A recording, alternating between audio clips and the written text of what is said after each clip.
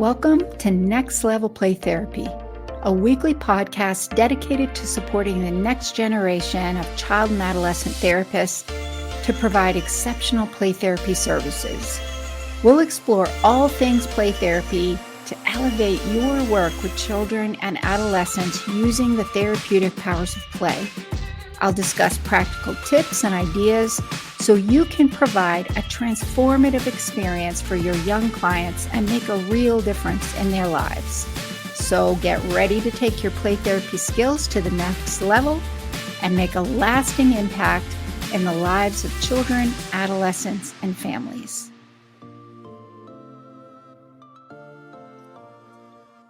Hey there, welcome to this week's episode of Next Level Play Therapy.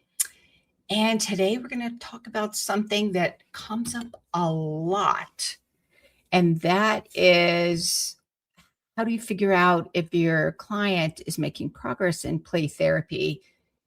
The other part of that is, how do you answer that question for parents? So a lot of times play therapists are feeling like they don't know how to tell if their client is making progress. They're not sure what indicators to look for. How do you know if it's just playing or is it actually therapeutic? And if it's actually therapeutic, how do you know if the child is benefiting from it in a way that they're making meaningful progress? So how do you know what to look for to figure that out? Because that's how you also answer that question of, how do I know when my client is ready for termination? You won't unless you know what to look for in terms of progress along the way. And so if you have found yourself struggling to figure out, how do I know if play therapy is working and if my client is making any progress, then this episode is for you. So if you're watching, I would love to know who's here and where you're from, what population you work with, what play therapy model are you using, what indicators are you looking for, what are your questions about play therapy indicators. If you're watching the live episode, go ahead and post those in the comments. And for those of you who are watching the replay, still enter or just post your comments in the comments, and I would love to continue the conversation.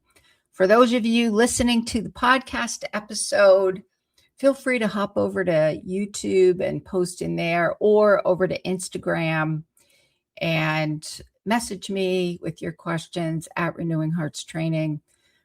And let's get started for today. Okay, first, full disclosure. I have been up since 4 o'clock this morning. It is now 7 o'clock on the West Coast, which is where I live. And so my brain is just a tiny bit wobbly today. So if I sound a little stumbly, that's probably why. I ended up, because I couldn't sleep. All right, I'll tie this in, but because I'm in this Facebook group and they were talking about the case going on with the mother who had some significant mental health issues. And my understanding is, as a result, killed her children, which is incredibly, incredibly tragic. And so I hadn't heard of this story until like 4:30 this morning, when I was trying to occupy my mind and I was scrolling through this Facebook group of all therapists, and they were talking about it. It was a really fascinating conversation in the Facebook group, but then that got me even more tired because I wasn't sleeping.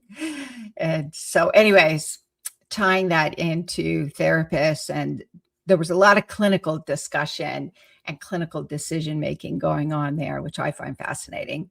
So back to the topic of hand, for those of you who are a play therapist, or you work with children and adolescents, or you're using creative or expressive arts modalities for your clients, I think it's even harder sometimes to figure out if answer that question of, is my client making progress? Are they ready for termination? Like, how do I know if it's working?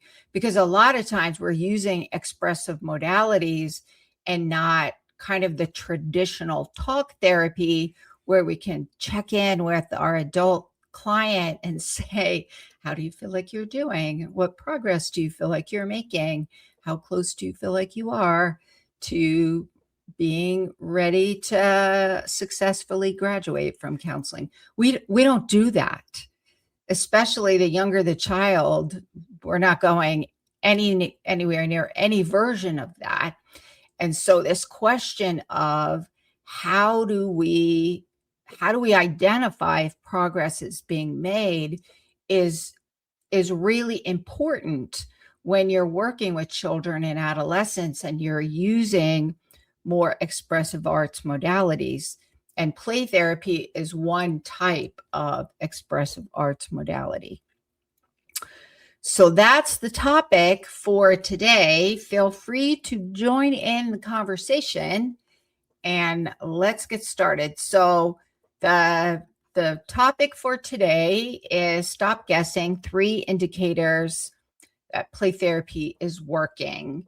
And so one of the things that we want to look at is why progress can be a little challenging to figure out if you're not using a framework.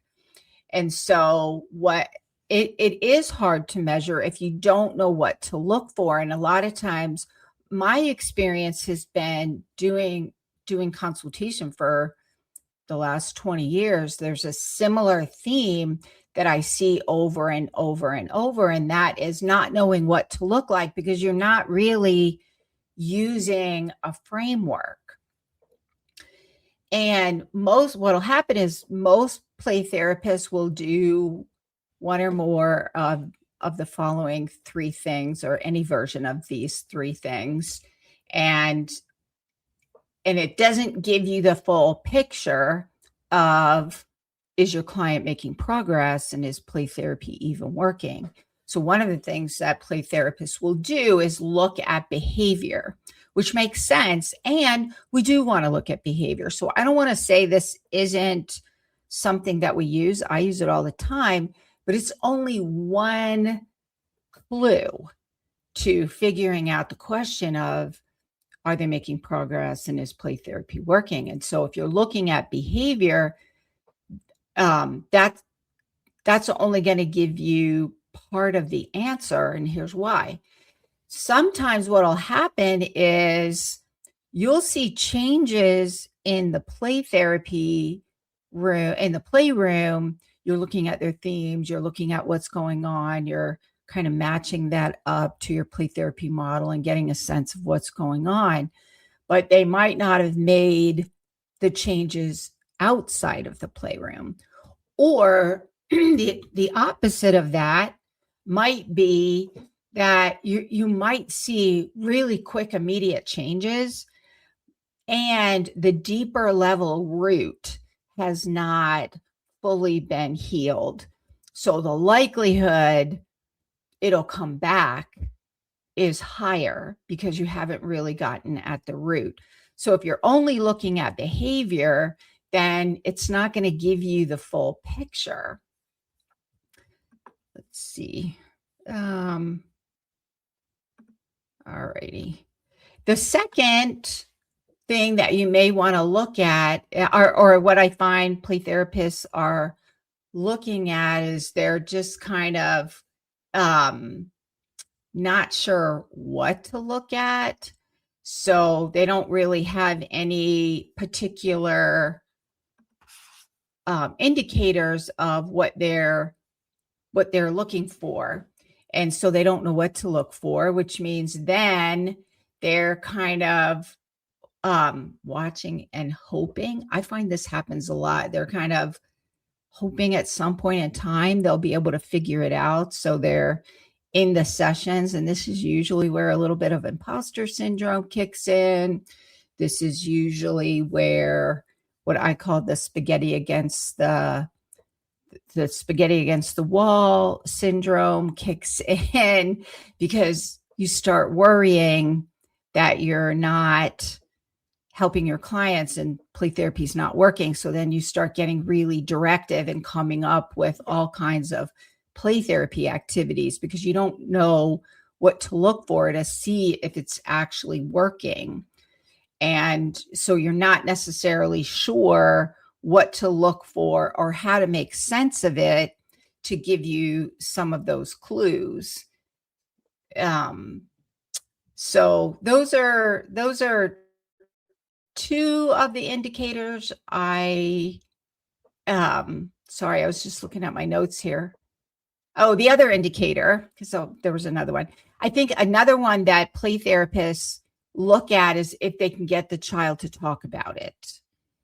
And I think this is where you find the difference between people who are using play therapy and understand play is the language and the vehicle for change, and those people, therapists who are using play-based interventions, but they're using more of a traditional talk therapy framework or mindset, even, I would say. And so their goal is to have the child play games or use art to get them to talk about it. And in some play therapy models, that is part of the model. So if you're only able to measure progress if you can get your client to talk about it, that's not always going to work. And then a lot of times it doesn't work, I find. And so that if you're using that as your indicator, it doesn't always work out so great. So what ends up happening is play therapists start feeling a little confused and not sure what to do. And the thing is, there are clear indicators, and there's usually a few things that I look at in order to get a sense of where my client is. And so I'm going to talk about three kind of really broad ones today. The thing is, they are grounded in your play therapy framework. Your play therapy framework is like your GPS. It tells you what to do, when to do it, and how to do it. There are specific stages to your play therapy model. So if you're in stage 1, your role in stage 1 is going to look a little different than your role in stage like 3 or 4. And what you do in the play therapy sessions is going to look different at each stage. So what you're looking for and how are you making sense of what's going on in the playroom is going to be influenced by your play therapy model. And that's also going to influence what you're looking for to happen in each stage of the play therapy process. So that's a lot of what we talk about in Play Therapy Elevation Circle and also Play Therapy Academy when we're staffing cases. And this question always comes up, which is, how do I know if it's working? And how do I know what's going on in the session to tell if it's working? So there are specific things your play therapy model is going to anchor for you to help you figure that out.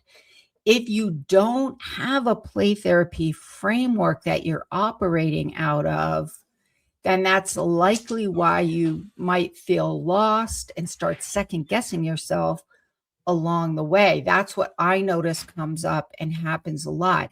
And to be honest, I've been doing this I've been in the child and adolescent field I'm coming up on 35 years. I still get lost sometimes. Clients are complex. Things change. And not every client shows up the way I just learned in the training. So I'll go back to my framework. And that's what anchors me and guides me through. And your framework is what helps you know how to do your decision making through those different stages. And it's going to influence how are you making sense of what's going on so you can figure out if it's working. And so what a child does in the early stages of play therapy is going to look different than the later stages of play therapy. And your play therapy framework or your play therapy model is influencing what's supposed to happen in each stage of that process, so you know what you're looking for. And so those are so when you can figure out what stage they're in, then that's going to give you some good clues about whether or not they're making progress. All righty. So second question. Sorry, we have a naughty person making comments on YouTube, and I'm hoping that my virtual assistant Brill will cut those out. They're a little distracting, I'm not gonna lie. When I see those, I'm like, oh my God, because my brain is like, oh, I want to read this comment. And so that's a great addition to the conversation. And then I read the comment, and it's like a 5-year-old immature naughty person has just entered into your office, being very distracting. So anyways, let me get up. So I'm probably not going to look at the comments for a little while, but let me go through the 3 categories. And these are really broad categories that you can look at. So again, the reason they're broad is because your play therapy model is going to help you drill down even more and get more specific. And for the sake of providing you with some information about what to look for, these are 3 pretty good indicators, regardless of what play therapy model you're using. And here's the thing. For those of you who are using an integrative model, which back in the day we used to call eclectic, I think sometimes we still say eclectic, but nowadays most people say they're integrative. And to be honest, I would say I'm integrative as well once I got honest with myself and said, no, I'm not really child-centered anymore. Although I love child-centered play therapy. And I do use it. I use other models too. And because of that, so when I'm using child-centered play therapy, I'm using that framework. When I'm integrating several theoretical models, then I am thinking about how those frameworks measure progress and what's supposed to happen in the different stages. So I'm still anchoring what I'm doing in those theoretical models that I'm integrating into one specific approach. And that's going to help me figure out what's working. And if it's not working, then using my clinical decision making based on those theoretical models, what are some things that I need to do in order to navigate through this thing that is going on? And your play therapy model is going to influence that, even when you're integrating different models. So the three really broad categories to look at are essentially, the first one is you're looking at changes in that therapeutic relationship. So a lot of times what you'll see is kids coming in, maybe being really hesitant, maybe kind of looking around the playroom or exploring what's in the playroom, but not really sustaining much play with what's in there. Maybe they're not interacting with you very much, or maybe they're asking a lot of questions because they're trying to get a sense of what are the rules in here and how does this work. And so or maybe they're not inviting you into the play, but maybe they're playing, but they're not engaging you in the play. They're being a little standoffish. And then somewhere along the line, what you notice is they're engaging more with you. They're sustaining play much more in the session. And so what you see them move, even in the way in which they interact with you, you're seeing changes.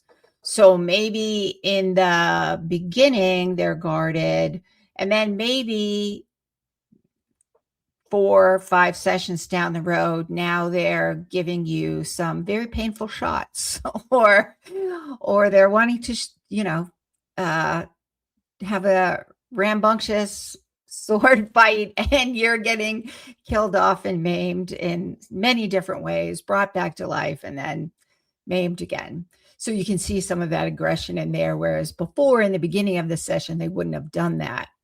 Or maybe in the beginning, they wouldn't even talk to you and kept their back to you. And maybe 4 or 5 sessions down the road, now they're at least letting you see what they're doing. So you can see that therapeutic relationship. They're starting to feel more comfortable. Maybe they're not, maybe they weren't testing the limits in the beginning, and now they are testing limits. And maybe that is a good sign, right? That's kind of how I look at it. It's just part of the process. And I noticed that that's a shift.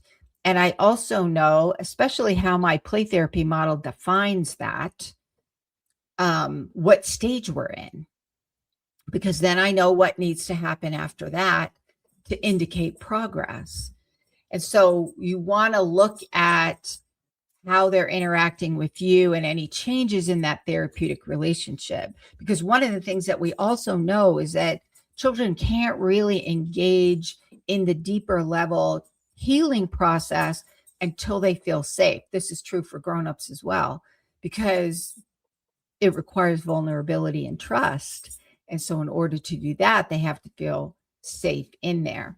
So that's one indicator. Another indicator of change would be looking at what's going on in their play themes, what's going on in the behavior that you're seeing, the words that they're saying, all of these indicating the deeper level play therapy themes that your client is navigating through. So what we know is, we say this all the time, play is the language of children, and it's how they communicate. So what they say and what they do are indicators for what is the theme. And that's the deeper level psychological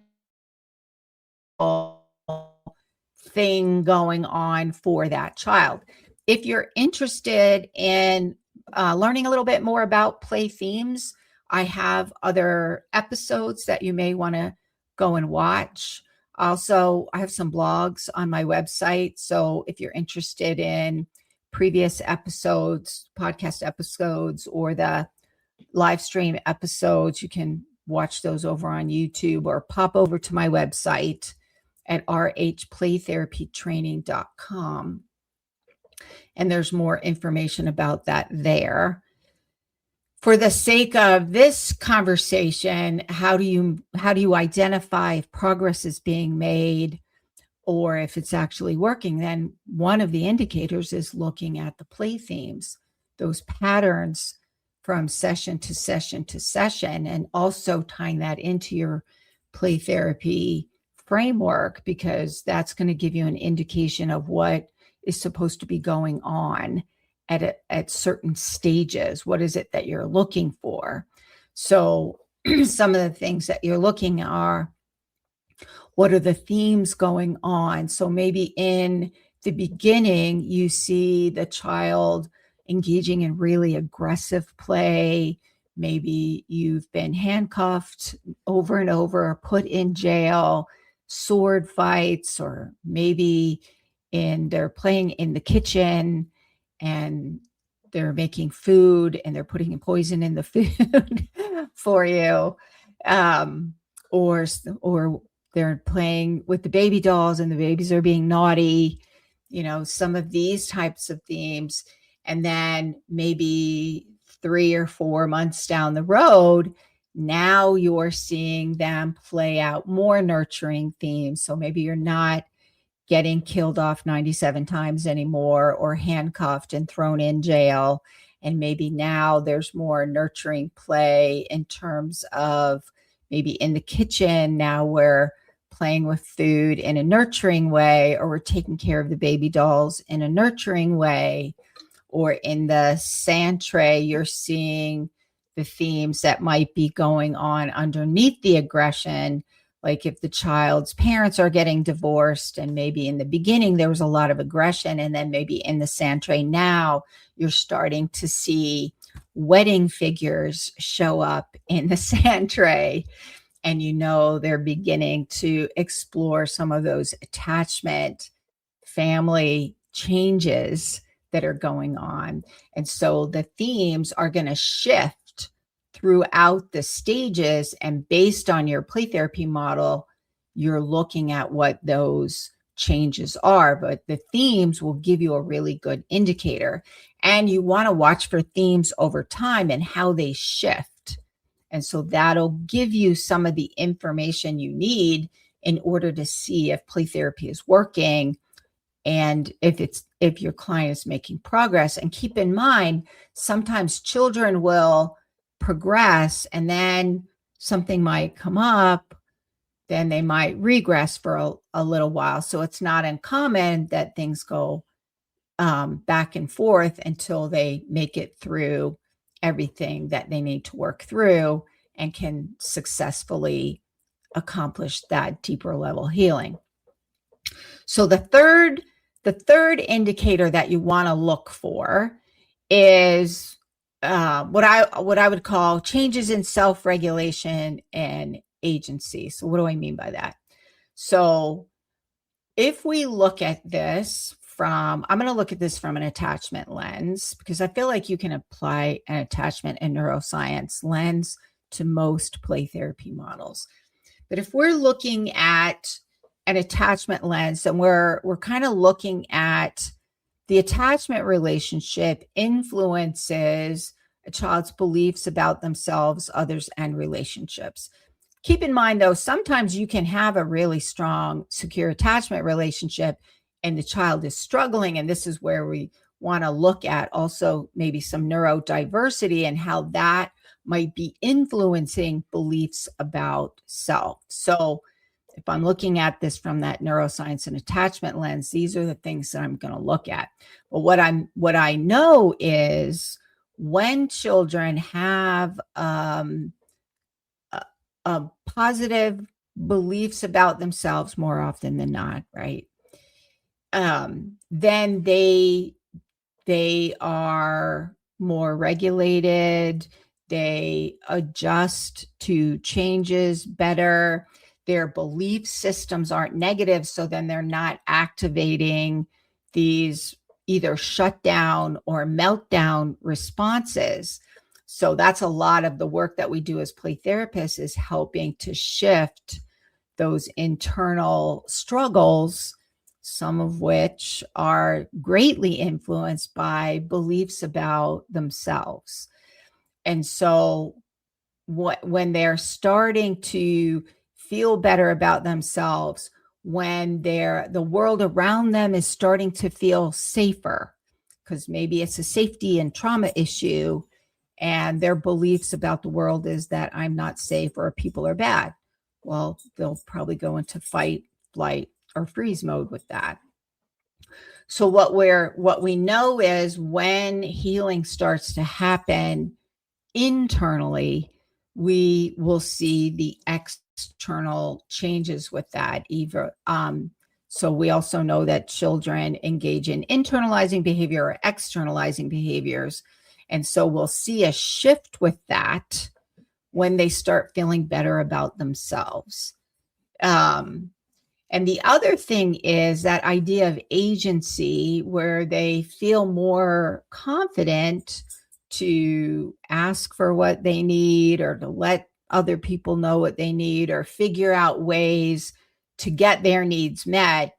So here's what I mean by that. So let's say you have a client early in the play therapy process who has you're seeing themes of helplessness, and you're seeing their behaviors that would give indicators of a sense of helplessness. So their distress tolerance is really, really low, and they immediately go to you to solve all their problems. They want you to fix it. You're the grown-up. You're supposed to fix things and make it better.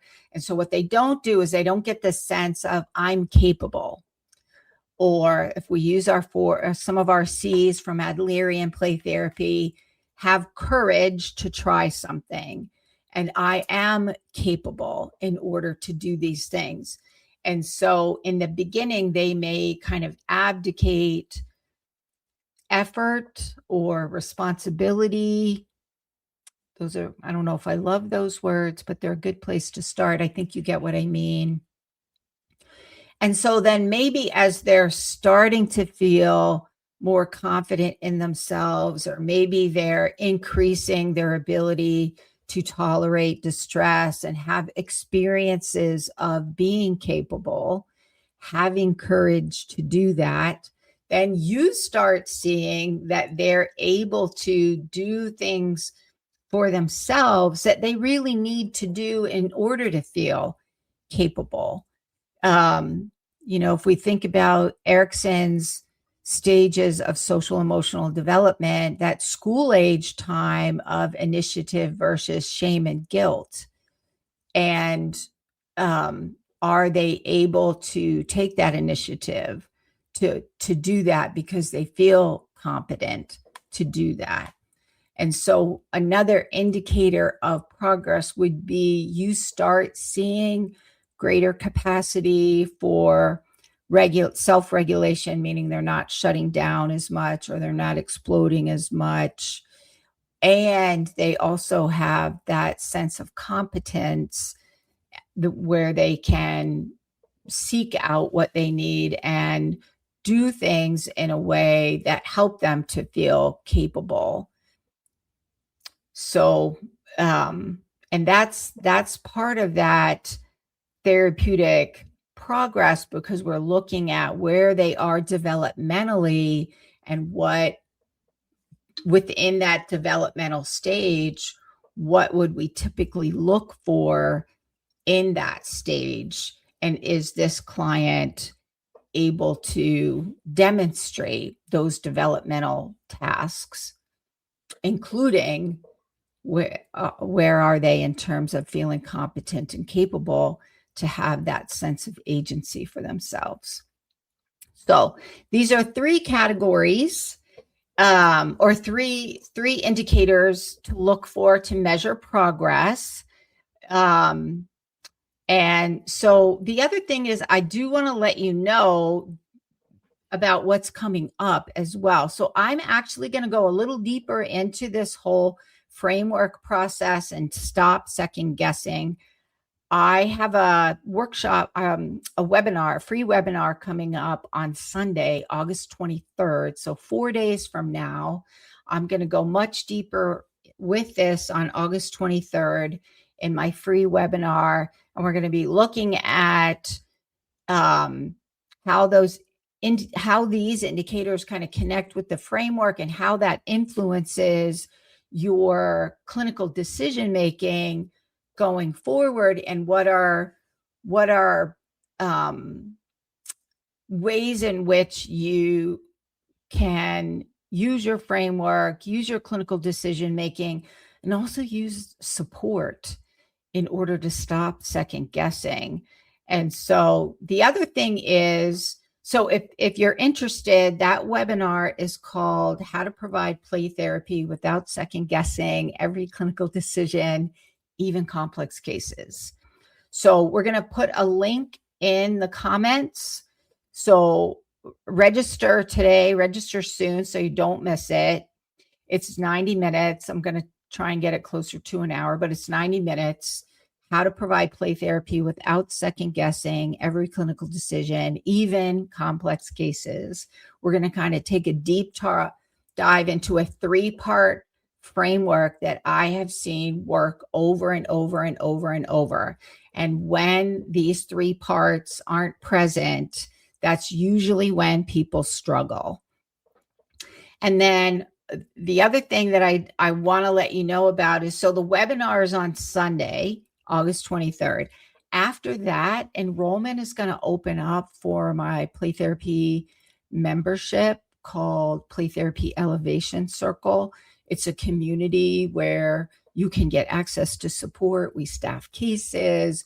We discuss clinical topics relevant for play therapists, share tips and ideas so that you don't have to do it alone. Because one of the things that I find happens that contributes to the second guessing is providing play therapy alone, because there are a lot of moving parts that are hard to figure out all by ourselves. No matter what stage of your career you're in, being part of a community is always helpful and important clinically, I would say. So that's opening up. The webinar is first. So come to the webinar. We take a deeper dive in that. And then also Play Therapy Elevation Circle enrollment is opening up after that. So if you're interested in Play Therapy Elevation Circle, enrollment is opening soon. But register for the website, because we'll start with that. Go over to my website at rhplaytherapytraining.com. That's Renewing Hearts Playtherapytraining.com, rhplaytherapytraining.com. And register for the website. And also stay tuned for when Elevation Circle is opening up. And I will see you. Hopefully, I'll see you on Sunday. If not, I will see you next week. Bye for now. Thank you for joining me on this episode of Next Level Play Therapy. I hope you found the discussion valuable and gained new insights and ideas to support your work helping children, adolescents, and families heal. If you enjoyed this episode, be sure to subscribe to the podcast and leave a review. Your feedback helps to improve and reach more people who can benefit from this information. Remember, play therapy is a powerful tool for healing and growth. Whether you're a new play therapist or experienced, I encourage you to continue your learning journey to unlock the potential of play in your own work and relationships. If you have any questions or topic suggestions for future episodes, I'd love to hear from you. Connect with me on social media and visit my website at Renewing Hearts Play Therapy Training to stay updated on upcoming episodes, trainings, and resources. Thank you once again for listening to Next Level Play Therapy. Until next time, keep playing, learning, and growing.